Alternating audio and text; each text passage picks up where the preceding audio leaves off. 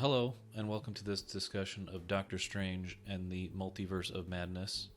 Um, Yep. I got Wilson and Eric Broadshow here. Yep. Hello. We all had a Hello. chance to see the film. Yep.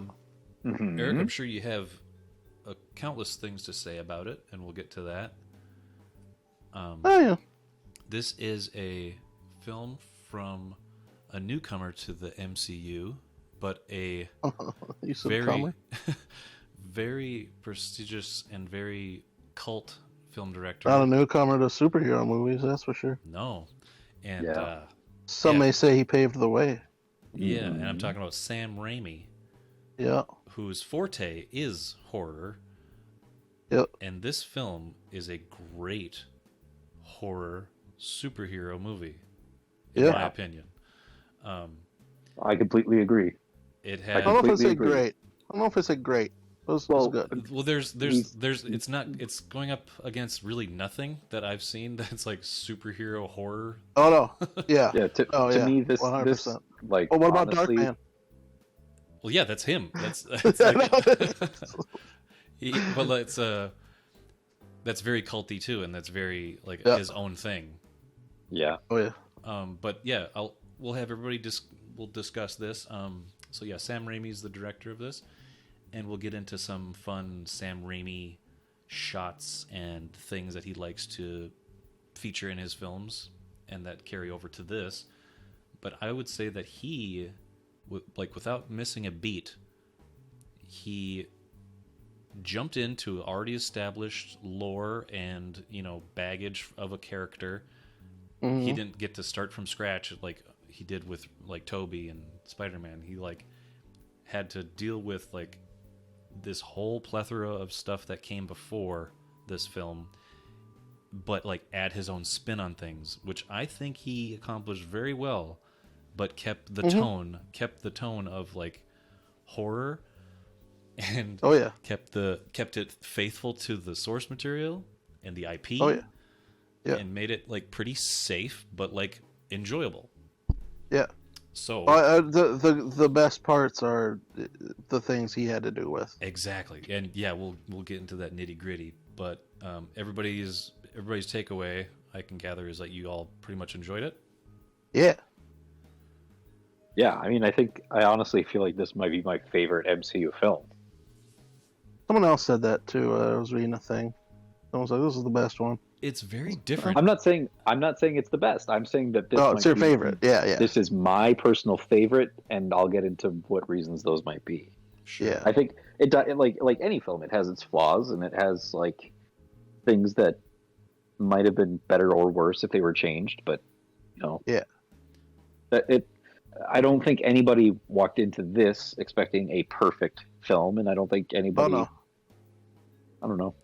Knowing Raimi and what he's created, I know I was expecting something that was a deviation from an already established lore and films that came before it. Like the last thing I saw Doctor Strange in was Far From Home or whatever it was, and Right. or No Way Home, and that was a very different tone of movie, but it had like ripples that led into this film, and it was very much a horror film in my opinion. Like it's like not an action, like it had action in it, I gotta say, but the action was very rooted in the Sam Raimi scope. And Yeah, Yeah. no, I agree. fresh and fresh. This feels like it's not. It's a horror movie within the terms of the MCU. Like Oh yeah. he did his best to put elements and moments in there of outright like just scary stuff, but he could have made it a lot more graphic, not in its depiction of violence, but just in its depiction of scary things and having them more prevalent in the movie. But I do think that he found a very, very successful tone of like lighthearted enough for anybody who's watched these movies. It's maybe a little too much for some younger kids, but it's also got those moments that are fresh from what we've seen before, which makes it fun. And it's such a perfect, when I think of Doctor Strange, I'm thinking of like this acid trippy kind of character, right? And I want to go on a really weird journey with him, and I got that from this. Like, there was every element from his previous movie where he uses all of the magic that he's learned, and then there's a lot of MacGuffins, and we can talk more about that. But one big character-sized MacGuffin. character-sized MacGuffin, and you can also like say the Book of Ashanti is a huge MacGuffin, and the Darkhold. The Darkhold is a MacGuffin. There, Wanda's kids. There's quite a few MacGuffin-esque elements in this movie. Yeah, and I like. We call Doctor Strange and the MacGuffins of Madness. Yeah, multi MacGuffins of Madness. So, can I just start by diving like 3/4 or like 80% into the movie and just talk about one thing that I really, really enjoyed, and it has almost nothing to do with like. I think it was just a good decision, and I'll talk about what what I mean. Sure. Yeah. And we'll compound on top. I think one moment in this movie that to me really stands out as a very, very successful moment of the film is the musical wizard battle between Doctor Strange and evil Doctor Strange. Oh my god! I think that's my favorite part of the movie. You gotta give props to Danny Elfman for that one. Well, that's the thing is like I genuinely wonder how much that moment in the script kind of came from having that iconic of a composer, or that much of a composer who like likes to have that much of a hand in things, because he certainly likes to score individual like fucking seconds of his scenes, but yeah. The reason that I felt that was so wonderful was how many fucking wizard battles have we seen in the MCU so far? It hasn't been like one or two. We've seen quite a few. We've seen fucking Mordo. We've seen all the things in Doctor Strange, even him in other movies. We're seeing wizard battles. This is the most unique one yet. Because they took an element that was like available to them in the scene. They incorporated it in such a unique way, and they didn't linger on it too long. Nope. It was like 2-3 minutes, and then it was over.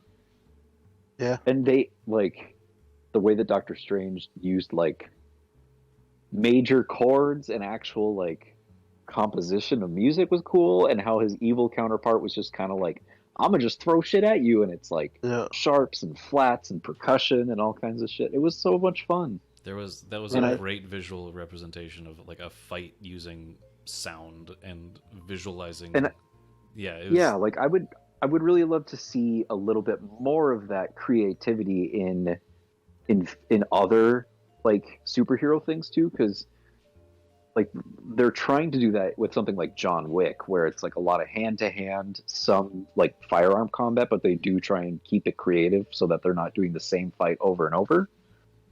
And maybe Captain America, it's good that they have like wings on him now so he can do some different shit, but maybe find a unique, fun way to have an Iron Man fight that doesn't involve flying around blasting off repulsor beams or something. I don't know. No, I really enjoyed there's a lot of small scenes in this film that I could just pick apart and just eat. They're so great. And a lot of really good visual storytelling, and like the breadcrumbs that they leave throughout the film that pay off at the very end. Like the setting up of the idea of Strange as a character. Like he doesn't have a whole lot of, like this film, like I can say like his arc as a character was really well paced. Like how he'll never give up the knife, he always wants to be the one in charge, like that saying that always comes back to, or towards the end of the film, he actually gives up the knife to America to then basically do it her own way. Like, all right, all the other Doctor Stranges have failed you. I'm going to let you make this decision for yourself. Like all the breadcrumbs that led to that resolution for him as a character were great. And then the idea of planting those little seeds of like, dream walking, having a corpse of himself in one place, all that stuff gets paid off towards the end, and it's just like it True. culminates in like a nice payoff where he dreamwalks into a dead corpse and makes demons that are attacking him become this cloak, and like everything comes together to help him fight and basically deliver a final monologue, like a really heartfelt monologue to the characters, Right. basically telling them As is in it's your turn. I should have let you do this, and right. go do what you got to do. And she makes the good choice of not like pushing her, into like a dimension where she can't return from. She basically gives her what she wants. America basically punches her into a reality where her kids are, to show her that she is a monster. She's become the monster, but she needed that resolution with that version of herself to basically say, hey, your kids, just know that your kids are loved, and that's all that really matters. And like, Right. she kind of turns a little bit. They leave it kind of open to be like, all right, she's on the journey to be a little bit good, which is kind of nice. But that's the stuff that I really connected with in the movie. Like, it wasn't just a Doctor Strange movie. It was a WandaVision season 1.5 or something like that. Like, it was a good resolution to that too. Right.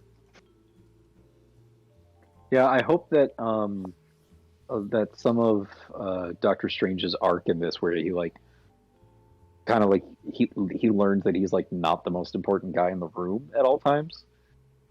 Yeah, I hope good that, character growth, I would say. There's one word in this movie that is like straight up for comic book fans, because the second that they say it, anybody who like has read what the comics that happens in, their ears perk up and they're like, hey, what are you talking about? And that's the word incursion. Yeah. Yeah, And I was like, incursion. I kind of hope that like that that Doctor Strange becomes more of a character of like his solo movies, quote unquote, are less about like, oh, here's like a Doctor Strange story, and it's more like, okay, here's how Doctor Strange is dealing with the concept that is going to further this entire phase. So like, we've had Doctor Strange in the Multiverse of Madness. There was no new introduction of an MCU villain. It was characters that we've already known, and which was more nice. Development with that. Yeah, which was really nice. Yeah, that gave the rest of the story room where you didn't have to be like, here's a whole bit dedicated to the villain, where it was like there was bits dedicated to the villain, but it was a character we all knew already, and it was adding something to it, right? And maybe they can continue to do that with Doctor Strange, where the character even is like, hey, I don't need to like be around and watch stuff. Like, you have Wong, he's the Sorcerer Supreme, he's responsible as shit.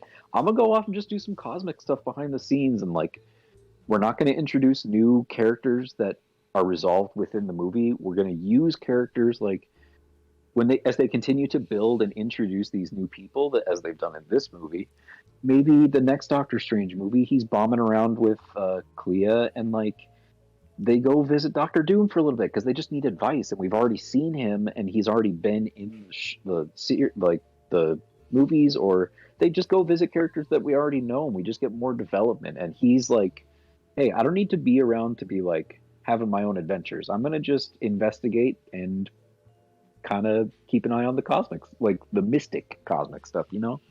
Mm-hmm. Yeah, I think that's where they're headed. It would, imagine if this movie had been called Doctor Strange and the Scarlet Witch in the Multiverse of Madness. Mm-hmm. Right. Because then it's less like, oh, this is his solo movie and here's a Doctor Strange adventure, and it's more about, hey, these are just characters in this world, and we're developing the ideas that are going to become bigger in this phase of like incursions, multiversal shit. There's consequences for that. Here we go. Right. But that's not to say that like they missed an opportunity or anything. I think this was perfect as is. Well, I mean, it was as good as we were going to get, pretty much, I think. Yeah, What? I wasn't thinking of anything like going to be really grandiose as far as like a story. I knew I was going to, get Doctor Strange doing some crazy multiversal traveling and he's gonna have like a little sidekick, and Wanda's gonna fucking go nuts on people. Like that's what I got. Like I expected that, and I got it, and then some, and I was pretty happy with it. Like So- it didn't have to be the most scary thing in the world to be like Oh, a but successful horror movie. It was very gory. It was like But I was, the- there Yeah, wasn't, it was- like there wasn't scares or anything. Like there was like allusions There's to a couple jump scares. yeah, a there couple was like jumps. allusions to Carrie when Yeah. Yeah. when she was dream walking into her other self and she like She also stares kinda- at the camera. Also, kind of does like a ring type situation when she's crawling out Oh. of The God, gong, yeah. yeah. That was it's little moments like that where like this movie doesn't have to leave you like you don't have to leave the theater being like, oh my god, I was so scared during that. But there's those No. moments that are successful in Yeah. invoking that. Oh, this is ooky. And kind of unnerving. Couple the- unnerving parts. I fucking loved it when she got inside one of the like sorcerer's heads, Yep. and they just Mhm. portrayed that by her like just appearing out of nowhere behind his head, and like Mhm. how they cut out the sound in that moment too. It was like, oh, this is awesome. Mhm. Yeah, Mhm. they really portrayed her magic as like superior. Like she's got that chaos magic, and she Oh yeah. definitely created chaos with it, and that was great. Yeah. Yeah. So do we want to just get the big names out of the way and talk about that stuff? Yeah, we can do that. I don't care. Fucking spoilers. Oh yeah, we've been Yeah. spoiling Yeah. the crap out of it. The Illuminatus were there. I mean, we were pretty. I think we did guess everybody that was present, but we were like For the most part. very unsure of how likely it would be that they would actually show up. And which versions of the characters? Which we knew. versions? Yeah. Certain Yeah. ones that were like rumored but didn't end up being there, and yeah. But How did that was you my guys other favorite feel? bit? Was Oh, yeah. Was Peace Stew coming out with that fucking music cue? Yeah. Uh-huh. And you Oh, had fuck to it. you have to Did you- you know- definitively. I mean, like He's in that costume too. His costume is the same as the animated series too. you totally got what I meant when I was like, there's a lot of little things in this movie, like little Yeah. touches that Yeah. made me like over the moon. Oh yeah, Like, that's the thing. With me, what made me enjoy the movie was the visual aspect and the little touches. Mhm. So otherwise, the story was a little too paint by numbers for me. yeah, Like the setup, like you were saying, the setup and payoff. That was nice. It was nice to have a setup and have it actually pay off, but it was a little too on the nose for me. It's like, well, this is gonna come back. This is gonna come back. This is gonna come back. And like what was I gonna say?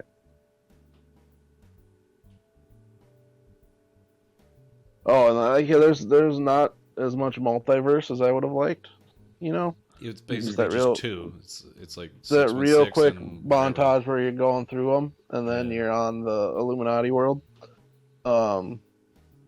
You know, it's stuff like that where it was like, and the whole America not really being a character, just kind of being a MacGuffin for everything. yeah.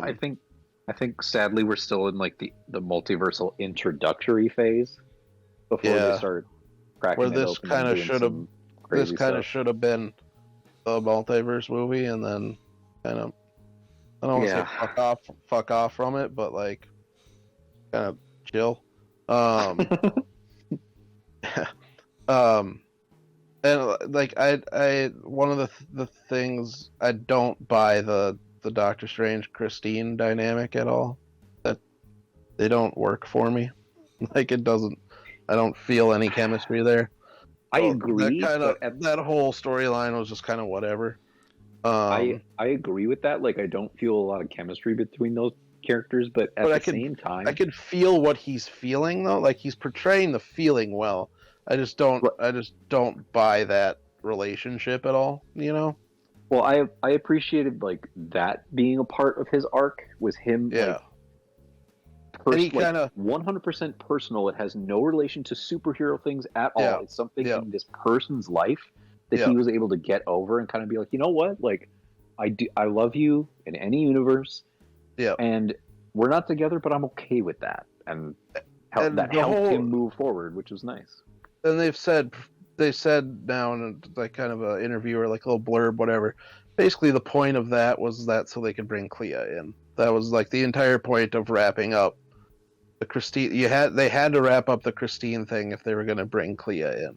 And it was super on the nose when she was like, she said, said something about like, I'm afraid of like having relationships, and she's like, oh, you should be brave, you should have a relationship. That was super on the nose. It's like, you're gonna get a girlfriend, you son of a gun. Yeah, right.